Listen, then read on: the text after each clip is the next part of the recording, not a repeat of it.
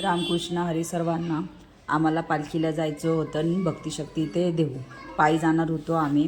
मग आमच्या घरापासून भक्तिशक्ती 15 मिनटाच्या अंतरावर होती. मग आम्ही 4 व्हीलरमध्ये असं 4-5 जणी, ज्योतिताई त्यांची मैत्रीण आणि अशा आम्ही सगळ्या 4 व्हीलरमध्ये बसलो होतो.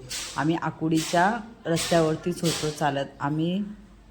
मग आम्ही भक्तिशक्तीच्या ब्रिजवर पोचलो. भक्तिशक्तीच्या ब्रिजवरती मस्त असं पालखीचं दर्शन दिसलं तिथे.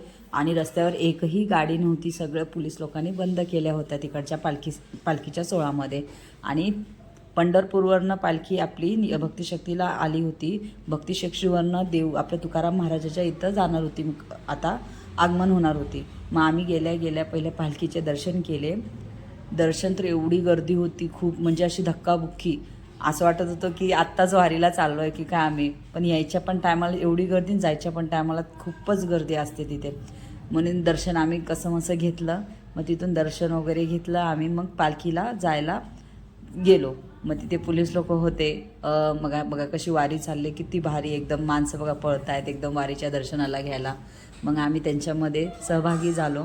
मस्त आम्ही पण पळत असं एवढं भारी म्हणजे चाललो तिथे की काय सांगावं. तुम्ही बघू शकतात की पब्लिक किती आहे, की माणसं, वारकरी लोक. आणि आमचं एकच होतं दिंडी, जे माझ्यासोबतच्या होत्या. आपला डंका वाजतोय बघा आणि ऑरेंज कलरचा झेंडा कुठे आहे आपला आहे 15 नंबरचा. म्हणजे त्यांचं तेच चालू होतं. म्हणजे ज्याची वारकरी वेगवेगळी होती. म्हणजे कोणाची 15 नंबरची, कोणाची 9 नंबरची वगैरे अशा त्यांच्याही होत्या. मग आम्ही 15 नंबरच्या वारकरीमध्ये गेलो होतो. मग तिथून आम्ही असं मस्तपैकी पायी चालत दर्शन करत, मस्त असे म्हणजे गाणं अभंग म्हणत, हरिपाठ करत, म्हणजे खूप भारी म्हणजे वारी केली अशी मस्तपैकी. तुम्ही बघतात पण आहेत बघा कसलं एकदम भारी. आणि ही मावशी होती लाल कलरची साडीवरची, खरंच खूप भारी होती. तिची तुळस होती, कोणाला हात लावू देत नव्हती ती. फक्त आम्हाला 2-3 जणीलाच देत होती तुळस हात लावायला. कारण की तुळशीने तिने खरंच खूप एवढं छान नटवलं होतं ना, म्हणजे अक्षरशः की माणूस बघेल असं प्रत्यक्षात एकदम भारी होती तुझी तुळस. म्हणून कोणी कसा हात लावतं, कसं पकडतं, मग त्या मावशीला खरंच आवडत नव्हतं.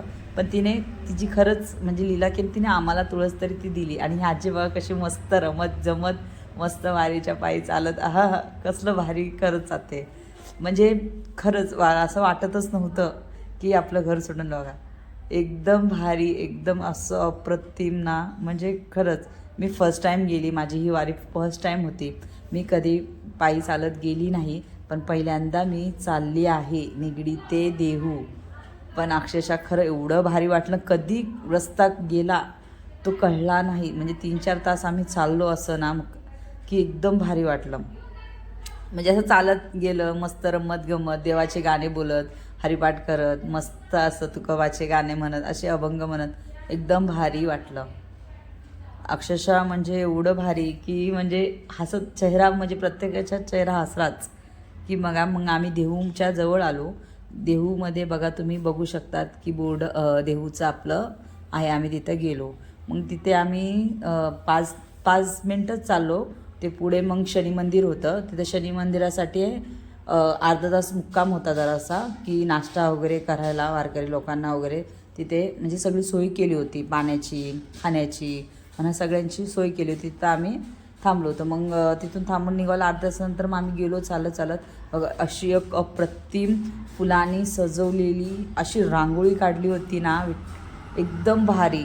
आणि ही पण बघा रांगोळी देहूच्या त्याच रोडला होती. एवढी भारी सुंदर एकदम, म्हणजे अक्षरशः भरून जाणारी प्रसन्न रांगोळी, एकदम भारी रांगोळी भारी होती. मग देहूच्या इथून मग मी पण तुळस डोक्यावर घेतली आणि डोक्यावरनं घेत असं रामकृष्ण हरी आणि माऊली करत आम्ही असं मस्त पायी चाललो.